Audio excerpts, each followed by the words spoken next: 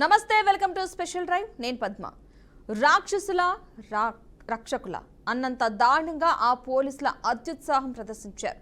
Third డిగ్రీని మించిన శిక్షను నడి రోడ్డుపై ఆ యువకులకు విధించారు. యువకులు చేసింది తప్పే ఉండొచ్చు, కానీ ఇంత దారుణమా అంటూ నెటిజన్లు నోరెళ్లబెడుతున్నారు. ఆ పోలీసులకు కూడా అలాంటి శిక్ష విధించాలి అంటూ నెటిజన్లు ఫైర్ అవుతున్నారు. గుంటూరు జిల్లా తెనాలిలో జరిగిన ఆ దారుణ ఘటన ప్రస్తుతం 2 తెలుగు రాష్ట్రాల్లో సోషల్ మీడియాలో హాట్ టాపిక్ గా మారింది. అయితే పబ్లిక్ అవేర్నెస్ అంటూ యువకులు అతివేగంగా బైక్ నడిపారని లాఠీలతో ఇష్టం వచ్చినట్లు కొడుతూ బూతులు తిడుతూ ఓవర్ యాక్షన్ చేశారు. అబ్బా అమ్మ అంటూ అరిచి గీపెట్టిన కాళ్లపై తొక్కుతూ ఆరి కాళ్లపై లాఠీ విరిగేలా పోలీసులు అక్కుస వెళ్లగక్కారు. దీంతో ప్రస్తుతం ఆ వీడియో సోషల్ మీడియాలో వైరల్ గా మారింది. ఇదెక్కడి పైత్యం పోలీసులు అంటూ తీవ్ర స్థాయిలో నెటిజన్లైతే మండిపడుతున్నారు. వెంటనే అత్యుత్సాహం ప్రదర్శించిన పోలీసులను శిక్షించాలి అంటూ డిమాండ్లు కూడా వ్యక్తం చేస్తున్నారు.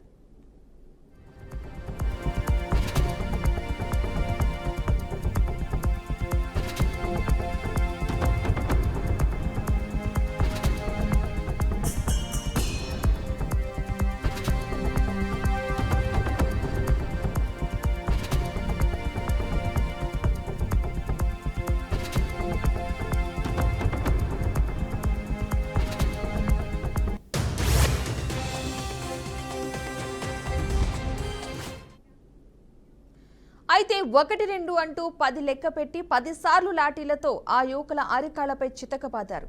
కొట్టద్దంటూ ఆ యువకులు ఎంత వేడుకున్నా పోలీసులు వినిపించుకోకుండా కొడుతూనే ఉన్నారు. అయితే ఆలస్యంగా వెలుగులోకి వచ్చిన ఈ ఘటన తెనాలిలోని 2 టౌన్ పోలీస్ స్టేషన్ పరిధిలో చోటు చేసుకుంది. అయితే ఈ దాష్టికం ప్రదర్శించిన పోలీసులపై కానిస్టేబుల్ కన్నా చిరంజీవి పోలీసులకు ఫిర్యాదు చేయడం విశేషం. అయితే యువకులను సిఐ రమేష్ బాబు డబ్బులు ఇవ్వాలని డిమాండ్ చేసినట్లు ఆరోపణలైతే వినిపిస్తున్నాయి. యువకులు డబ్బులు లేవని చెప్పడంతోనే యువకులపై ప్రతాపం చూపినట్లు స్థానికంగా ఉన్న యువకులు తెలియజేస్తున్నారు. అయితే 3 రోజులుగా యువకులు పోలీసుల అదుపులోనే ఉన్నారు.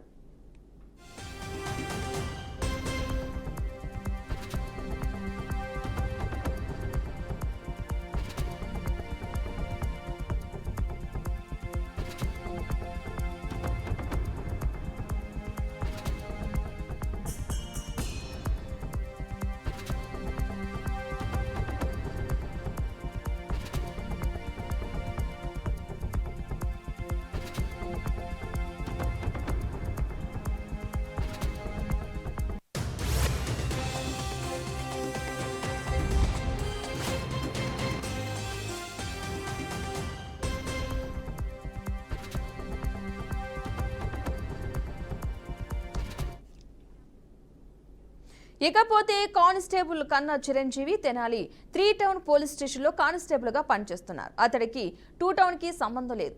పోలీస్ కానిస్టేబుల్ కన్నా చిరంజీవి 2 టౌన్ పరిధిలోకి వచ్చి ఈ యువకులను డబ్బులు ఇవ్వమని అడగాలని, లేకపోతే మీ మీద అక్రమ కేసులు గంజాయి కేసులు పెడతామని 3 టౌన్ సిఐ రమేష్ బాబు చెప్పమని బెదిరించినట్లుగా తెలిపారు. అయితే డబ్బులు ఇవ్వమని తిరస్కరించగా అందుకు ఆక్రోశించిన కానిస్టేబుల్ కన్నా చిరంజీవి ఎక్కడ అతనిపై అవినీతి బయటకు వస్తుందేమోనని ముందుగానే వెళ్లి యువకులపై అబద్ధపు కేసు పెట్టినట్లు సమాచారం.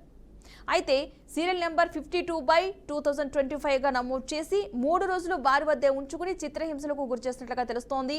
25/4/2025 ముద్దాయిలను అరెస్ట్ చేసి అక్రమంగా నిర్బంధించి విచక్షణారహితంగా కొట్టి వీధుల వెంబడి తిప్పుతూ తెనాలి ఐతానగర్ ప్రధాన కూడళ్లలో రోడ్డులపై కూర్చోబెట్టి బహిరంగ ప్రదేశాల్లో ప్రజలు చూస్తూ ఉండగా విచక్షణారహితంగా తెనాలి 2 టౌన్ రాముల నాయక్ 3 టౌన్ సిఐ రమేష్ బాబులు దాష్టికం ప్రదర్శించారు.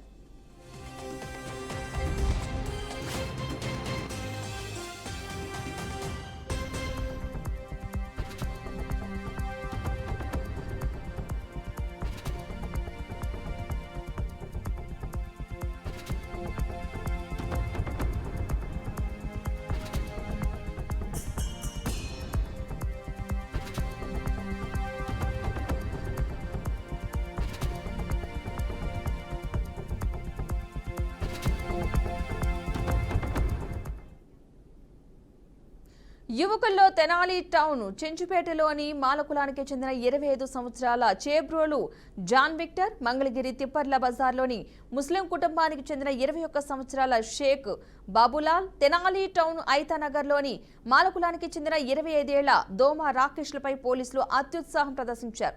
అయితే వీరు తక్కువ కమ్యూనిటీకి చెందిన వాళ్లవటంతోనే పోలీసులు దారుణానికి తెగబడ్డారని యువకుల తల్లిదండ్రులు ఆరోపిస్తున్నారు. పోలీస్ స్టేషన్లో శిక్షలకు తగ్గట్టు ట్రీట్మెంట్ ఉంటుందని తెలుసు కానీ ఈ విధంగా బహిరంగంగా అందరూ చూస్తూ ఉండగా రోడ్ల మీదకు తీసుకొచ్చి చుట్టుపక్కల ప్రజలను భయభ్రాంతులకు గురి చేస్తూ యువకులను కొట్టడంపై పోలీసులపై తీవ్రంగా ప్రజలైతే మండిపడుతున్నారు.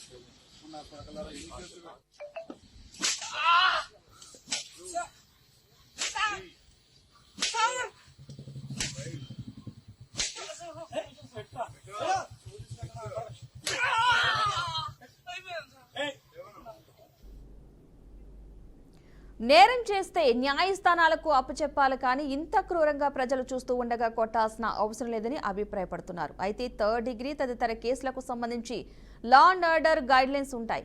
అలాంటిది ఈ పోలీసులకు ఇంతగా కొట్టే అధికారం ఎవరిచ్చారంటూ నెటిజన్లు తీవ్ర స్థాయిలో మండిపడుతున్నారు.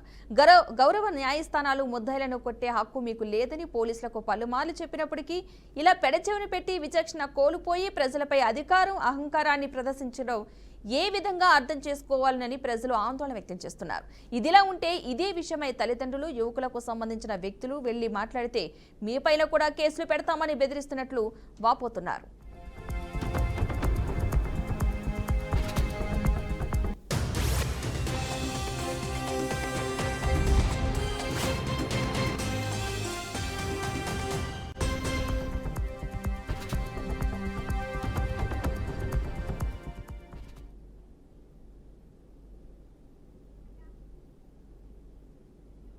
రైట్, ఇదే అంశానికి సంబంధించి మనతో మాట్లాడడానికి AIYF district general secretary Sheikh Wali గారు జూమ్ లైవ్ లో సిద్ధంగా ఉన్నారు.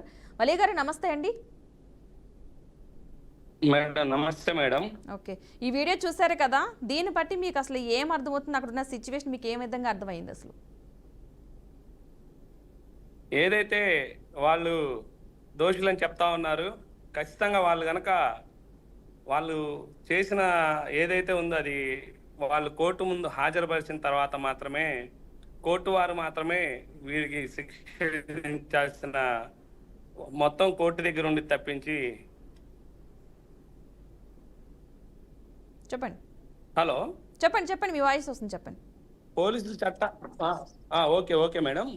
ఈ పోలీసులు చట్టాన్ని వాళ్ళ చేతుల్లో తీసుకోవడము, మనం కోర్టుకు వెళ్ళినప్పుడు కూడా నిందితులను ఎవరైతే కోర్టుకు హాజరుపరిచినప్పుడు కోర్టు వారు కూడా అడుగుతారు, పోలీసులు మీ మీద ఎటువంటివైనా చర్యలు కానివ్వండి, కొట్టడం కానీ తీసుకున్నారా అని. అంటే దాని ద్వారా మనకు అర్థమయ్యేది ఏంటంటే పోలీసులు ఎవరినైనా సరే కొట్టే అధికారం చట్టం వీరికి ఇవ్వలేదు. పోలీసులు విచారణ చేయండి, వాళ్ళు నిజంగానే తప్పు చేసిన వారైతే కోర్టులో వాళ్ళు చేసిన తప్పుల్ని కోర్టు ముందు చెప్తే కోర్టు సరైన సాక్ష్యాధారాలు మీరు కనుక ఇస్తే కోర్టే వాళ్ళని అవసరమైన శిక్ష విధించింది తప్పించి మీరు ఇలా చేతిలో తీసుకోవడము ఇది క్షమార్హం కాదు. అదేవిధంగా మనం చూస్తూ ఉన్నాము, ఇదే విషయంలో నిందితుల్ని ఈ విధంగా వీళ్ళు బహిరంగంగా చేస్తే కొంతమంది అవమానకరంగా ఆలోచన చేసుకొని, లేదా మా తల్లిదండ్రులు లేదా సభ్య సమాజంలో మా విలువలు పోయాయని కొంతమంది ఆత్మహత్యలకు కూడా ప్రేరేపించుకునే వాళ్ళు కూడా కొంతమంది ఉంటారు. మేము కూడా ఇంతకుముందు అఖిల భారత యువజన సమాఖ్యగా అనేక మార్లు కలెక్టర్ గారికి కానివ్వండి, ఎస్పీ గారికి కానివ్వండి, గుంటూరు వాళ్ళ మీద 2 ఆరోపణలు చేస్తా ఉన్నారు. ఒకవైపు పోలీసు వారి మీద కూడా ఆరోపణలు చేస్తా ఉన్నారు, వీళ్ళు కూడా పోలీసులను కొట్టారనే ఒక చర్చ కూడా తెస్తా ఉన్నారు. ఖచ్చితంగా పోలీసులను కొట్టినా, ప్రజల్ని కొట్టినా, అధికారులను కొట్టినా, ఎవరిని కొట్టినా సరే ఇలా బహిరంగంగా పోలీసులు చట్టం చేతుల్లో తీసుకోవాలనేది రూల్ ఏం లేదు. ఎవరిని కొట్టినా సరే అధికారులను కొడుతున్న మాట నిజమే అయితే ఖచ్చితంగా వాళ్ళని అధికారుల మీద చేసుకున్నారు కాబట్టి ఆ ద్వారా చట్టం ముందు వాళ్ళని శిక్షించాలి తప్పించి పోలీసుల మీద కొడితే ఒక రకంగాను, ప్రజల ముందు కొడితే ఇంకో రకంగాను చట్టాన్ని చేతిలో తీసుకోవాలనేది రాజ్యాంగంలో ఎక్కడా లేదు. ఏం తప్పు జరిగినా సరే అది కోర్టు ద్వారానే, కోర్టే నిరూపించాలి తప్పించి మీరు ఇలా రహదారుల మీద. ఇంకోటి మేము చెప్తా ఉన్నాము, దేశంలో అత్యాచారం చేస్తా ఉన్నారు, లేదా మన రాష్ట్రంలో అత్యాచార నిందితుల్ని వాళ్ళని చేయండి బహిరంగంగా, అత్యాచారం చేసిన నిందితుల్ని చేయండి బహిరంగంగా, వాళ్ళని అవసరమైతే ఉరి తీయండి అయ్యా అంటే ఉరి కూడా మన రాజ్యాంగంలో వాస్తవంగా అయితే ఉరిని కూడా మనం దానికి సపోర్టింగ్ లేదు మన రాజ్యాంగం కూడా. కాబట్టి ఏదేమైనా సరే పోలీసులు ఇలాంటి చర్యలు తీసుకోవడము ఫ్రెండ్లీ పోలీస్ కాదేమోనని మాకు అనిపిస్తా ఉంది. అంటే లంచం డిమాండ్ చేశారు, అంటే డబ్బులు అడిగారని చెప్పేసి కొంతమంది యువకులు అయితే చెప్పడం జరుగుతుంది కదా. ఇందులో మనకు వాస్తవం ఎంత అనేది మనకు తెలియకపోవచ్చు. బట్ ఇంతమంది పబ్లిక్లో అంటే కొడుతున్నారంటే ఖచ్చితంగా వాళ్ళు ఏదైనా తప్పు చేసైనా ఉండాలి, లేదంటే వీళ్ళు తప్పు చేసింది ఏదైనా ఉంటే అది తెలియకుండా ఉండడం కోసమైనా కవర్ చేస్తూనే ఉండాలి. మీకు ఏమనిపిస్తుంది అసలు అది చూస్తుంటే, సిచ్యువేషన్ బట్టి చూస్తుంటే? అంటే నిజంగానే యువకులు ఏదైనా తప్పు చేస్తుంటారు, ఎందుకంటే పబ్లిక్లో కొట్టరు, కానీ అలా పబ్లిక్లో కొడుతున్నారంటే నిజంగానే యువకులు ఏదైనా తప్పు చేస్తారా, లేదంటే వీళ్ళు పోలీసులు చేసిన తప్పును కప్పుపుచ్చేందుకు ఇలా చేస్తున్నారా? మీకేమనిపిస్తుంది అసలు? అదే మేడం, ఇప్పుడు సోషల్ మీడియాలో అయితే 2 రకాల ప్రచారాలు జరుగుతూ ఉన్నాయి. దాని ప్రకారమే నేను కూడా మాట్లాడదలుచుకున్నా. ఒకవైపు చెప్తా ఉన్నారు పోలీసులు ఏదైతే కానిస్టేబుల్ లేకపోతే ఆ యొక్క గంజాయి వ్యవహారంలోనో లేకపోతే డబ్బులు అడిగారు, మేము ఆ డబ్బులు ఇవ్వనందుకు మాత్రమే పోలీసులు మమ్మల్ని కొడతా ఉన్నారని ఒకవైపు చర్చలో వాట్సాప్లో కానివ్వండి, సోషల్ మీడియాలో కానీ వస్తూ ఉన్నది. మరోవైపు వచ్చేసి వీళ్ళు పోలీసుల మీద దాడి చేశారు కాబట్టి బహిరంగంగానే వీళ్ళని కొడతా ఉన్నారని చెప్తా ఉన్నారు. ఏదేమైనా సరే ఒకవేళ ఫస్ట్ పాయింట్లో లానే పోలీసులు లంచం ఇవ్వలేదనో లేకపోతే అది మనకు తెలియదు. రెండోది వచ్చేసి గంజాయి సరఫరా చేస్తా ఉన్నారు అని చెప్తా ఉన్నారు. ఏదేమైనా సరే వాళ్ళు చేసిన తప్పు అయితే ఖచ్చితంగా న్యాయస్థానం ముందు మాత్రం వాళ్ళని హాజరుపరచాలి. న్యాయస్థానం ముందు మీ దగ్గర ఉన్న ఆధారాలు సబ్మిట్ చేయాలి. తద్వారా న్యాయస్థానం వాళ్ళకి శిక్ష విధించిన తప్పించి బహిరంగంగా శిక్ష విధించడానికి పోలీసులకు ఎటువంటి హక్కు లేదు. ఖచ్చితంగా ఇదైతే ఫ్రెండ్లీ పోలీసింగ్ కాదు. దీని మీద అంటే ఏం జరిగిందో కూడా స్పష్టంగా చెప్పాల్సిన బాధ్యత కూడా హోంమంత్రి గారు మరి ఇప్పుడు దాకా స్పందించలేదు. మేము ఎస్పీ గారిని కూడా రిక్వెస్ట్ చేస్తా ఉన్నాము, ఐజీ గారిని కూడా, గుంటూరు ఐజీ గారిని కూడా రిక్వెస్ట్ చేస్తా ఉన్నాము. ఈ సోషల్ మీడియాలో విస్తృతంగా ప్రచారంలో కొనసాగుతుంది కాబట్టి అంటే వాళ్ళు చెప్తా ఉన్నారు, సోషల్ మీడియాలో కొంతమంది కుల సంఘ నాయకులు కూడా పెడతా ఉన్నారు, వాళ్ళు ఎస్సీ ఎస్టీ మైనార్టీలు కాబట్టి బహిరంగంగా వీళ్ళ మీద చర్యలు తీసుకుంటా ఉన్నారు, అదే ఉన్నత వర్గాల వారైతే వీళ్ళ మీద చర్యలు తీసుకుంటారా అని డిమాండ్ చేస్తా ఉన్నారు.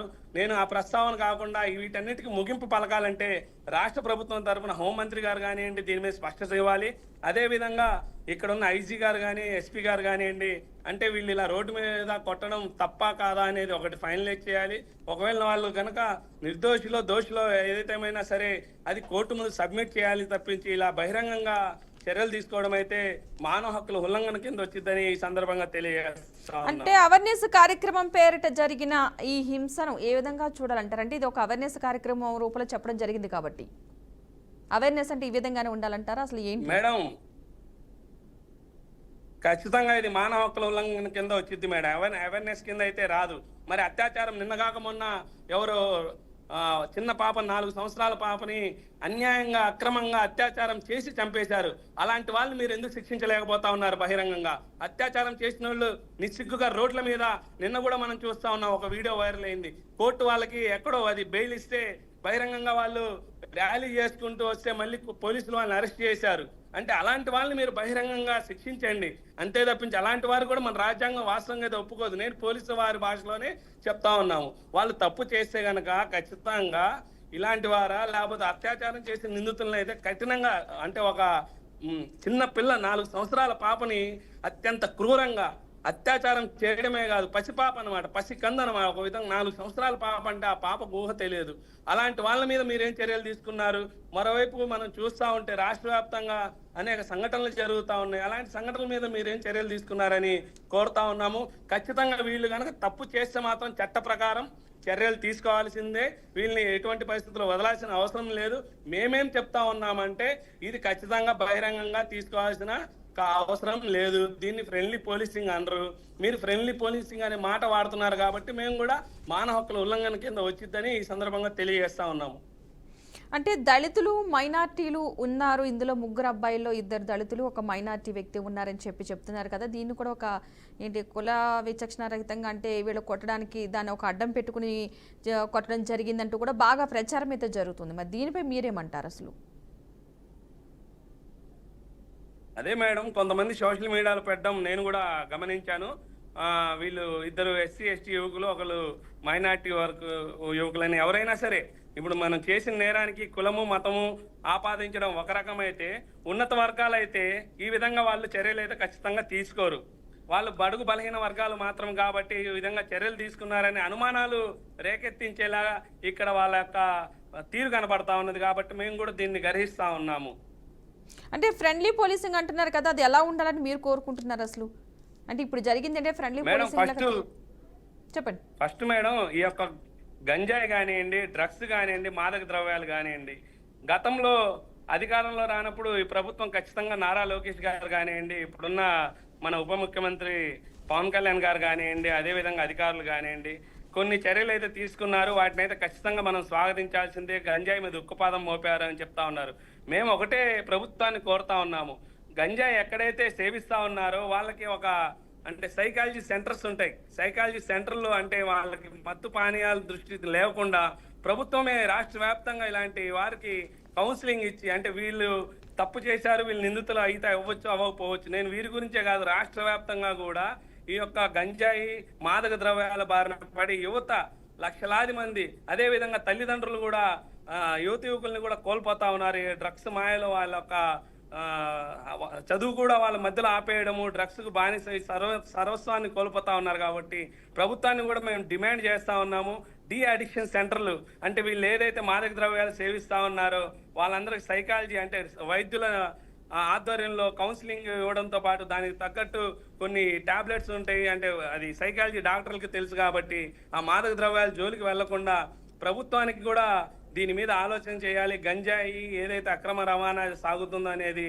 ఎక్కడైతే మూలాలు ఉన్నాయో అరికట్టాల్సిన బాధ్యత ఒకవైపు, మరోవైపు ఇలాంటి వాళ్ళందరికీ డి అడిక్షన్ సెంటర్లు తరలించి వాళ్ళకి సరైన వైద్యం అందించి ఆ యువత కూడా మనకు అవసరమే కాబట్టి యువతను కూడా కాపాడుకునే బాధ్యత ఈ యొక్క రాష్ట్ర ప్రభుత్వం మీద కూడా ఉన్నది. అంటే ఈ ఘటన చాలా ఆలస్యంగా వెలుగులోకి వచ్చింది కాబట్టి దీనికి కప్పిపుచ్చే ప్రయత్నం చేశారని అనుకోవచ్చు అంటారా, ఇంత ఆలస్యంగా బయటకు వచ్చింది కాబట్టి? అదే మేడం, ఇప్పుడు ఇది ఆలస్యంగా వచ్చింది 1-2 నెలలు అని చెప్తా ఉన్నారు. ఏదేమైనా సరే పోలీసులు అధికారికంగా, పోలీసులు కానివ్వండి, ప్రభుత్వం కానివ్వండి, వాళ్ళు ఎందుకు చేశారు, ఏం చేశారు, ఎక్కడ చేశారు, వీళ్ళు ఎందుకు కొట్టారు అనేది రాష్ట్ర ప్రభుత్వ తరఫున హోంమంత్రి గారు కానివ్వండి, లేదా మన ఉన్న ఎస్పీ గారు కానివ్వండి, ఐసీ గారు కానివ్వండి, దీని మీద వదంతులు అనేక వస్తా ఉన్నాయి. వదంతులు రావడం వల్ల సోషల్ మీడియాలో కూడా పోలీసులకు అనుకూలంగా వ్యతిరేకంగా 2 వస్తా ఉన్నాయి. ఖచ్చితంగా మానవ హక్కుల ఉల్లంఘన అయితే ఖచ్చితంగా అది పోలీసులు చేయవలసిన అవసరం లేదు. ఏదేమైనా సరే దీన్ని కప్పిపుచ్చుకోవాల్సిన అవసరం లేకుండా రాష్ట్ర ప్రభుత్వం అంటే హోంమంత్రి గారు కానివ్వండి, పోలీసు ఉన్నతాధికారులు కానివ్వండి, దీని మీద స్పష్టత వాళ్ళు ఇస్తే తప్పించి దీనికి కంక్లూజన్ ఉండదేమోనని అభిప్రాయపడతా ఉన్నాను. ఓకే, రైట్, థ్యాంక్ యూ అండి వలీ గారు. మొత్తంగా అయితే రక్షకుల రాక్షసుల అన్నంత దారుణంగా ఈ పోలీసులు అత్యుత్సాహం ప్రదర్శించారు. 3rd డిగ్రీని మించిన శిక్షను నడి రోడ్డుపై ఆ యువకులకైతే విధించారు. యువకులు చేసింది తప్పే అయి ఉండొచ్చు, కానీ ఇంత దారుణమంటూ నెటిజన్లు అయితే నోరెళ్లబెడుతున్నారు. ఆ పోలీసులకు కూడా అలాంటి శిక్ష విధించాలి అంటూ కూడా నెటిజన్లు ఫైర్ అవుతున్నారు. గుంటూరు జిల్లా తెనాలిలో జరిగిన ఈ దారుణ ఘటన ప్రస్తుతం 2 తెలుగు రాష్ట్రాల్లో సోషల్ మీడియాలో హాట్ టాపిక్ గా మారింది. అయితే పబ్లిక్ అవేర్నెస్ అంటూ యువకులు అతివేగంగా బైక్ నడిపారని లాఠీలతో ఇష్టం వచ్చినట్లు కొడుతూ బూతులు తిడుతూ ఓవరాక్షన్ చేశారు. అబ్బా అమ్మ అంటూ అరిచి గీ పెట్టిన కాళ్లపై తొక్కుతూ అరికాళ్లపై లాఠీ విరిగేలా పోలీసులు అక్కుస వెళ్లగక్కారు. దీంతో ప్రస్తుతం ఆ వీడియో సోషల్ మీడియాలో వైరల్ గా మారింది. ఇదెక్కడి పైత్యం పోలీసు అంటూ తీవ్ర స్థాయిలో నెటిజన్లు అయితే మండిపడుతున్నారు. వెంటనే అత్యుత్సాహం ప్రదర్శించిన పోలీసులను శిక్షించాలి అంటూ డిమాండ్లు వ్యక్తమవుతున్నాయి.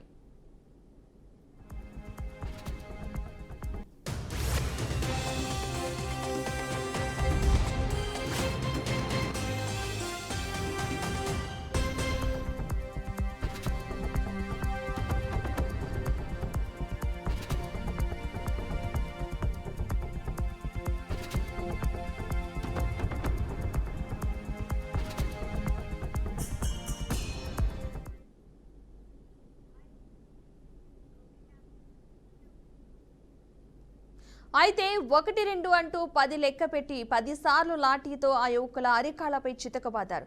కొట్టొద్దంటూ ఆ యువకులు ఎంత వేడుకున్నా పోలీసులు వినిపించుకోకుండా కొడుతూనే ఉన్నారు. అయితే ఆలస్యంగా వెలుగులోకి వచ్చిన ఈ ఘటన తెనాలిలోని 2 టౌన్ పోలీస్ స్టేషన్ పరిధిలో చోటు చేసుకుంది. అయితే ఈ దాష్టికం ప్రదర్శించిన పోలీసులపై కానిస్టేబుల్ కన్నా చిరంజీవి పోలీసులకు ఫిర్యాదు చేయడం విశేషం. అయితే యువకులను సిఐ రమేష్ డబ్బులు ఇవ్వాలని డిమాండ్ చేసినట్లు ఆరోపణలైతే వినిపిస్తున్నాయి. యువకులు డబ్బులు లేవని చెప్పడంతోనే యువకులపై ప్రతాపం చూపినట్లు స్థానికంగా ఉన్న యువకులు తెలియజేస్తున్నారు. అయితే 3 రోజులుగా యువకులు పోలీసుల అదుపులోనే ఉన్నారు.